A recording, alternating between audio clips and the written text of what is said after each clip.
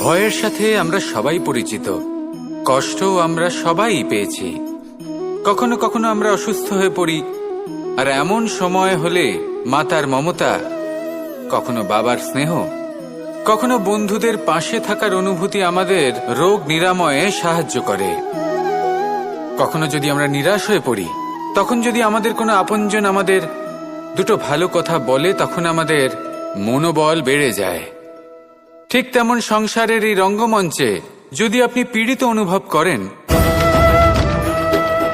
কিছু শুভ কথা আলোচনা করুন, কিছু স্তুতি গান করুন, কিছু মুহূর্তের জন্য হলেও নিজের ইষ্টদেবের কথা স্মরণ করুন আর প্রার্থনা করুন।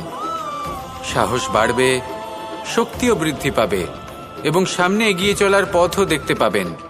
তখন এই মন প্রসন্ন হয়ে বলবে, রাধা রাধা।